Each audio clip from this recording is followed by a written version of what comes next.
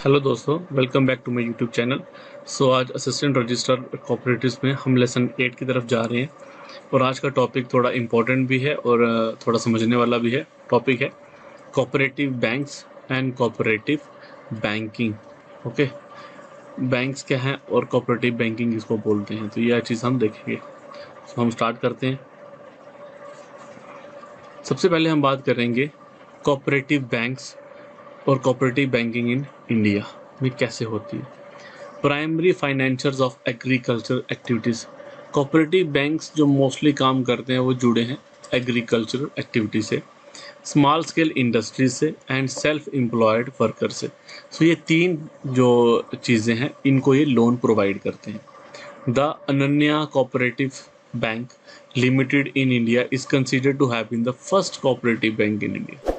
आपने याद रखना है कि ये जो है ये this is the first cooperative bank in India. Cooperative banks in India are registered, point बड़ा इंपॉर्टेंट है, किसके अंडर ये रजिस्टर्ड होते हैं? Under the state cooperative societies act. The cooperative banks are also regulated by RBI. ये भी हम पढ़ेंगे नेक्स्ट लेक्चर में कि आरबीआई का रोल क्या है। रेगुलेट करते हैं इनको आरबीआई एंड गवर्नड बाय, मतलब आरबीआई के वो कौन से एक्ट हैं या बैंकिंग के वो कौन से एक्ट हैं जो इस पे लगते हैं। पहला है बैंकिंग रेगुलेशन एक्ट 1949 और सेकंड है banking laws cooperative societies act 1955। ये पॉइंट बहुत इंपॉर्टेंट है, आपको याद रखना है। फीचर्स ऑफ कोऑपरेटिव बैंक्स, इनके फीचर्स क्या होते हैं? कस्टमर ओन एंटिटीज होती हैं ये, इसमें 1 पर्सन और 1 वोट का कंसेप्ट चलता है। प्रॉफिट एलोकेशन होती है और फाइनेंशियल इंक्लूजन होती है। प्रॉफिट एलोकेशन इसमें जो होती है उसमें कुछ जो है ना प्रॉफिट का हिस्सा वो यूज़ होता है एज अ डिविडेंड, और जो मोस्टली पार्ट है वो चैरिटी में यूज़ होता है। ओके, चैरिटी में यूज़ होता है और CRR कैश रिजर्व रेशो जो होती है बैंक की उसको मेंटेन करने में होता है। एडवांटेजेस क्या है कोऑपरेटिव बैंकिंग का? डिस्करेज अनप्रोडक्टिव बारोइंग, लोगों को मनी लेंडर्स के पास ना जाना पड़े। एग्रीकल्चर में हमने अपने इंडिया में देखा है, पहले ऐसा होता था मनी लेंडर से पैसे ले जाते थे तो फिर वो उधार कभी पूरा ही नहीं होता था। उस चीज़ को ये रोकता है। Second, encourage saving and investment. ये जो बैंक्स होते हैं ये मोस्टली रूरल एरियाज़ में होते हैं, इसलिए वहाँ पे लोग जो हैं उनको सेविंग और इन्वेस्टमेंट वो इस बैंक में जाके करते हैं। अगर आप में से कोई गांव में रहते तो उसको पता होगा उसके आस पड़ोस में ये ऐसा कोई ना कोई रूरल बैंक या कोई कोऑपरेटिव बैंक या कोई ग्रामीण बैंक, वैसा कोई बैंक वहाँ पे होगा। Habit of banking system among villagers. पहले क्या होता था, लोग जो था वो पैसा अपने घरों में रखते थे कैश में। आज क्या है कि उनको आदत है वो बैंक का यूज़ करते हैं, तो ये उनको एक हैबिट भी डालता है बैंकिंग की तरफ आने के लिए। और लास्ट है offer higher interest rate on deposits. जो हम कोऑपरेटिव बैंक्स होते हैं ये हमें जो सेविंग पे इंटरेस्ट रेट देते हैं वो ज़्यादा देते हैं। ओके, ये कुछ बातें हैं कोऑपरेटिव बैंक्स के बारे में जो आपको पता होनी चाहिए। कोऑपरेटिव बैंकिंग स्ट्रक्चर जो है अब ये हम थोड़ा सा समझ लेंगे हमारे इंडिया में कैसा है। ये जो आप डायग्राम देखते हो ये नॉर्मल स्ट्रक्चर है बैंकिंग, जो हमारा ओवरऑल जो बैंकिंग स्ट्रक्चर है इंडिया में वो कैसा है। शेड्यूल्ड बैंक्स इन इंडिया हैं हमारे, शेड्यूल्ड कमर्शियल बैंक्स हैं, शेड्यूल्ड कोऑपरेटिव बैंक्स हैं और ऑल इंडिया फाइनेंशियल इंस्टीट्यूशंस हैं। ये वो चीज़ें हैं जो लोन प्रोवाइड करती हैं। ओके, ये वो बैंक्स हैं जहाँ पे आप सेविंग प्लस लोन ले सकते हो। ओके, और ये वो बैंक्स हैं जो मोस्टली ये एक इसमें चीज़ इम्पोर्टेंट है, ये रूरल एरियाज़ में होते हैं मोस्टली, ज़्यादातर वहीं होंगे। ये अर्बन एरियाज़ को कैटर करते हैं। और शेड्यूल जो है ना कमर्शियल बैंक्स, इनका काम कमर्शियल होता है, ये लोन में ज़्यादा डील करते हैं, जबकि इनका काम जो है ये वेलफेयर ऑफ सोसाइटी है। इनका मोटिव प्रॉफिट है, मोस्टली प्रॉफिट ही है। इनका मोटिव प्रॉफिट तो है ये, लेकिन ज़्यादातर क्या है कि हमें रूरल एरियाज़ में जाना है और वहाँ पे हमें एक सोशल जो काम है वो भी हमें करना है। ओके, इसमें आप देख लीजिए national federation of state cooperative banks limited ये सबसे ऊपर है। Then we have rural cooperative credit institutions, then we have urban cooperative banks. इसके अंदर आता है जो मैंने आपको पढ़ाया था शॉर्ट टर्म और लॉन्ग टर्म। शॉर्ट टर्म में देखिए आप कौन सा है, state cooperative banks, district central cooperative banks और primary agriculture credit societies, PACS आपके सिलेबस में भी है। लॉन्ग टर्म में आते हैं state cooperative agriculture and rural development banks और primary cooperative agriculture and rural development banks. ये जो हैं ये मोस्टली डील करते हैं लैंड में। ये जो 3 चीज़ें हैं ये डील करती हैं फार्मर लोन्स में, फार्मर को जो लोन देना होता है। ओके, नाबार्ड जो है ये भी लोन में डील करता है और ये लोन किसको देता है, ये लोन देता है जो हमारे कोऑपरेटिव बैंक्स हैं, ये उनको लोन प्रोवाइड करते हैं। Okay, so this is the overall structure जो हमारे इंडिया में अभी तक चल रहा है।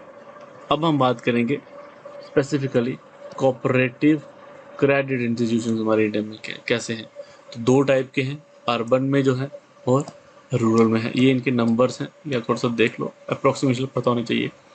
वही शॉर्ट टर्म और लॉन्ग टर्म।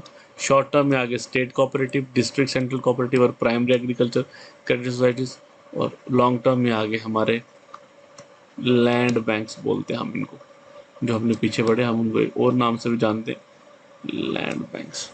और अगर हम अर्बन की बात करें, ये आपने पढ़ना नहीं है क्योंकि ये आपके सिलेबस में है नहीं है। जो लॉन्ग टर्म है ये 2 हैं, इनका नाम है SCA state cooperative agriculture rural developments और प्राइमरी कोऑपरेटिव एग्रीकल्चर रूरल। ये भी आपने इतने ज़्यादा नहीं पढ़ने, आपका मेन फोकस रहेगा ये चीज़ पढ़ना, ये कैसे काम करती है। ओके, सो ये हम आगे वाली स्लाइड्स में देखेंगे कि PACS सबसे पहले, उसके बाद आता है डिस्ट्रिक्ट सेंट्रल कोऑपरेटिव बैंक्स और उसके बाद आता है स्टेट कोऑपरेटिव बैंक्स। और भी हम इसमें देखेंगे चीज़ें कैसे कैसे अनफोल्ड होती हैं। Let's move on to next slide. सबसे पहले हमने बात करनी है PACS की। तो ये सब देखो, जो भी मैं आपको पढ़ा रहा हूँ चीज़ें, ये फैक्ट्स हैं, और क्योंकि इसी में से आपको ऑब्जेक्टिव आना है तो इसलिए ये फैक्ट्स आपको याद करने पड़ेंगे। Largest number of cooperative institution in India PACS है, organized mainly to provide credit facilities to inculcate the habit of thrift and economy among its members। उनको लोन प्रोवाइड करना है, जो लोन की फैसिलिटीज़ देनी है। Most important source of finance of PACS is the member deposits. Burrowing constitute the most important element of their working capital. Burrowing मतलब कि जो वो लोन देते हैं वहीं से उनका सारा कुछ चलता है, जो उनको इंटरेस्ट उस पर वापस आता है, वहीं से उनका सारा अपना सर्कल चलता है। PACS can be registered with the minimum membership of 25%, ये याद रखना है। Hailing from different houses having no blood relations. PACS were organized as a provision of cooperative societies act 1904। अब PACS किसके अंडर होती है रजिस्टर्ड? 1904 में। ओके, तो आपको आइडिया होना चाहिए। अमेंडमेंट एक्ट ऑफ 1912 ये open new avenue to the sector and movement enter into walks of life of farmer which led to the organization of multipurpose cooperatives. So multi cooperative जो है ना, वो भी अमेंडमेंट ऑफ एक्ट ऑफ 1912 में ये बोला गया कि आप इसको मल्टीपर्पज भी बना सकते हो, आप इसको एक ही जगह नैरो डाउन नहीं कर सकते सिर्फ एग्रीकल्चर में, बाकी चीज़ों में भी आप इसके पैसे जो लोन है आप दे सकते हो। Majority of village banks were first organised in India Raiffeisen model. आपने ये याद रखना है कि जितने भी विलेज बैंक्स हैं वो किस मॉडल पे काम करते हैं? Raiffeisen model. The essential elements of the Raiffeisen models वो क्या क्या हैं? रिस्ट्रिक्टेड एरिया ऑफ ऑपरेशन होना चाहिए, अनलिमिटेड लाइबिलिटी होनी चाहिए, ग्रेशियस मैनेजमेंट होनी चाहिए एंड परमानेंट इनडिवाइसिबल रिजर्व फंड होना चाहिए। ये सारी चीज़ों पे वो काम करता है। अगर कोई बैंक ये 4 चीज़ों पे चल रहा है तो इसका मतलब वो रेफिसेंट मॉडल को फॉलो कर रहा है। प्रीवियर टू 1959 क्या था? The primary credit societies have been mainly the agencies to provide short term credit, ठीक है, to their members for productive purposes only. In May 1959 उसके बाद क्या हुआ? The government of India appointed a working group on cooperative policy which indicate the broad function of these societies as under।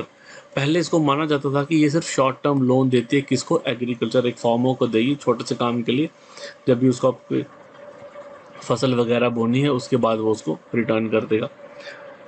अब इसके बाद क्या हुआ, 1929 के बाद इसके फंक्शंस को डिफाइन कर दिया गया कि ये डिपॉजिट्स भी ले सकता है, ये शॉर्ट टर्म और मीडियम टर्म क्रेडिट भी देगा, ये एग्रीकल्चर और अदर प्रोडक्शन जो होंगी रिक्वायरमेंट उनको भी लोन दे सकता है।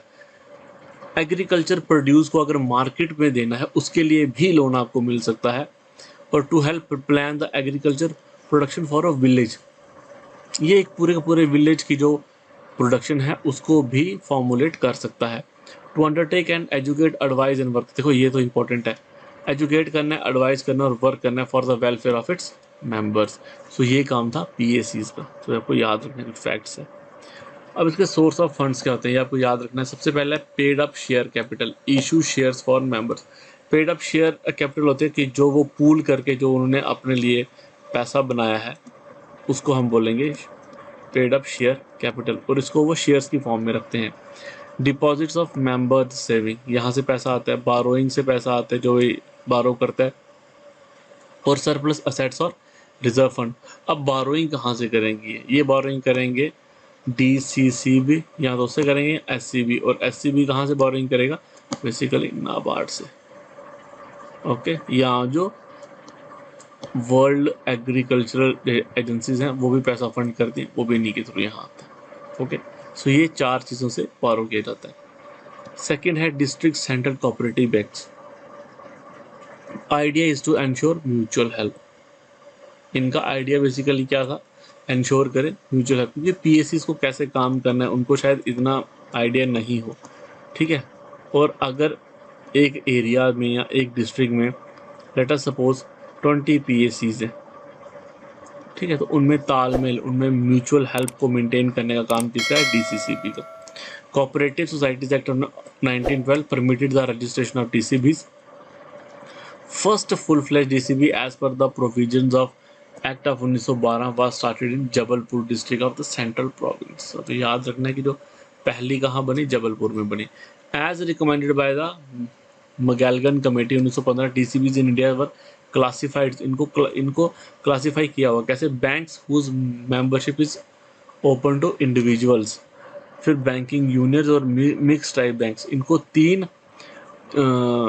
चीज़ों में क्लासिफाई किया हुआ है। These are the banks wherein membership consist entirely of individuals और in which societies were admitted as share holders on exactly the same footing as individuals without any special provisions for their adequate representation on the board of management.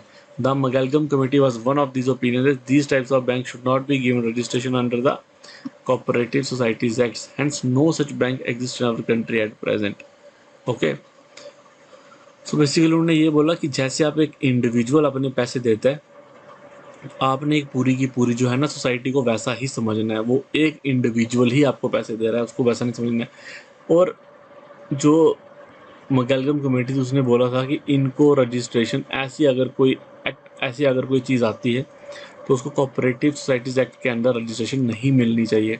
इसलिए आज के time में ये चीज़ यहाँ पे present नहीं है, तो ये आपका एमसीक्यू बन सकता है। दूसरा है banking unions, wherein only primary societies are allowed to become members. Only and only primary societies ही बैंकिंग यूनियंस की मेंबर बन सकती हैं under this category. As share holders, lenders and borrowers are the same, the clash of interest between the share holders and the borrowing societies can be eliminated. बिल्कुल सही बात है। यहाँ ये बोल रहा है कि प्राइमरी सोसाइटीज़ जो हैं वही बैंकिंग यूनियंस की मेंबर बन सकते हैं, और यही वो लोग हैं जिनको अल्टीमेटली फ़ायदा भी लेना है। ओके, सो बेसिकली इसने तो ये बोला कि जो क्लैश ऑफ इंटरेस्ट होता है वो यहाँ पे नहीं होता। नेक्स्ट है mix type banks whose membership includes both individuals and societies. Certain portions of shares are assigned to societies and they have also separate representation in the board of directors. This category देखो इसमें क्या है, mix type banks है, इसमें primary societies भी हैं और individuals भी हैं, दोनों आ जाते हैं। Okay, majority portion of the DCBs in India are of this types. Okay, membership includes both individuals and societies. Certain portion of the shares are assigned to societies, and they have also separate representation in the board of directors. This category is considered to be the better as it provides the combination of both rural and urban population. ये बहुत important है, rural और urban population का mix. एक अच्छा दिमाग आता है जो कि आपका बैंक्स को अच्छे से रेगुलेट करता है, और रूरल लोग आते हैं जिनको भरोसा होता है कि हाँ हम यहाँ पे पैसे दे रहे हैं तो कल को हम यहीं से पैसे लेके अपना काम भी कर सकते हैं। अब हम बात करेंगे ऑब्जेक्टिव्स के थे डीसीबीज के। The DCBs are form mainly with the objective of meeting the credit requirements of member societies. They finance agriculture credit societies for production purposes, marketing societies, and for operations, industrial societies for supply operations, and other societies in the working expenses. इनके source of fund क्या है ये मैंने लिखे हुए हैं। चार चीज़ें ही हैं, देखो, कैपिटल, डिपॉजिट्स, ठीक है, रिजर्व्स और बोरोइंग्स, यही चीज़ें। कैपिटल कहाँ से आती है, इनको सेंट्रल बैंक से आती है, इंडिविजुअल भी होती है और मेंबर सोसाइटी भी देती है, तीनों जगहों से आती है। डिपॉजिट्स, करंट अकाउंट ये खोल सकते हैं in the saving account and the fixed deposits. So DCBs में करंट अकाउंट भी आप खोल सकते हैं। Create a statutory reserve fund out of their profits, ठीक है, ये इनको होता है क्या, जो आपको प्रॉफिट होगा उसमें से आप रिजर्व फंड भी रखोगे। लोन्स और रिजर्व फंड्स, गवर्नमेंट की ग्रांट्स भी मिलती हैं डीसीबीज को, ठीक है, सो वहाँ से भी इनको बोरोइंग आती है। नेक्स्ट जो बैंक है वो हम बात करेंगे स्टेट कोऑपरेटिव बैंक्स की, formed by federating DCBs in each state. अब जितने डिस्ट्रिक्ट हैं, ओके, जैसे हमारे यहाँ पे 20 डिस्ट्रिक्ट्स हैं, तो यहाँ पे 20 डीसीबीज होंगे, और उन 20 डीसीबीज के ऊपर एक जो हमारा स्टेट कोऑपरेटिव बैंक होगा, SCB, assumes a key position in cooperative credit structure because the financial assistance from RBI and from NABARD are invariably routed through them. जो भी फंडिंग आएगी एक स्टेट में, जो भी स्टेट को ग्रांट देगी, अब वो चाहे आरबीआई दे चाहे हमें नाबार्ड दे, वो उसको रूट कहाँ से होगा, एससीबी से। वो डायरेक्ट पीएसी या डीसीबी को पैसा नहीं देते हैं। वर्टेक्स ऑफ पिरामिडल स्ट्रक्चर, मतलब ये स्ट्रक्चर कुछ ऐसा है, सबसे ऊपर है, सबसे नीचे PACs, DCBs, SCB, okay, for short term and medium credit to the agriculture and cooperatives. Link the movement not only with the commercial money market but also with the Reserve Bank of India as a potential source of credit for seasonal and emergent needs. It derives physical support from the PACs. बड़ी अच्छी बात लिखी है इसने कि RBI के साथ भी इनका डायरेक्ट अब रोल हो गया बिकॉज ऑफ एससीबीज। तो अगर कोई इमरजेंसी या कुछ वैसा केस होता है तो they can directly move to RBI for help. For example जो महाराष्ट्र में और शायद पीएमसी का जो केस हुआ था, इफ़ यू आर अवेयर,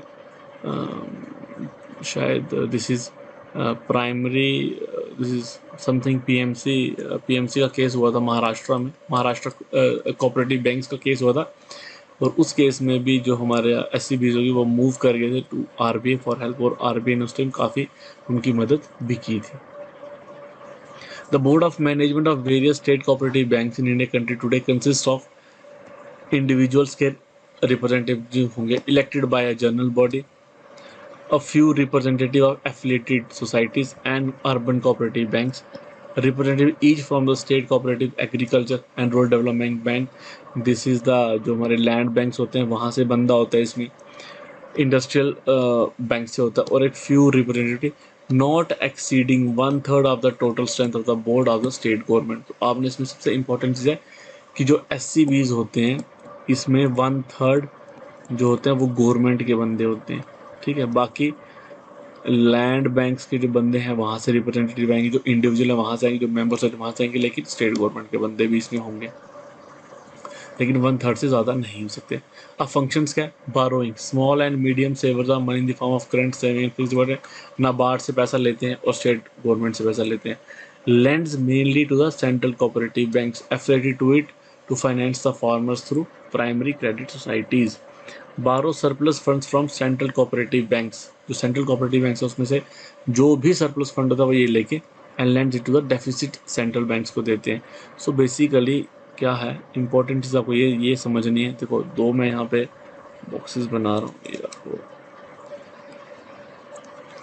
एक बॉक्स और एक ये box. These are PACs, okay. इन सब के ऊपर जो होगा वो होगा हमारा DCBs, ओके। इन सब के ऊपर ये DCB होगा, और ये जितने DCBs होंगे, डिफरेंट डिफरेंट DCBs जो होंगे, इन सब के ऊपर होगा एक SCB, और यही पैसा लाएगा सारा, okay. So that is all guys about the credit cooperative structure in India.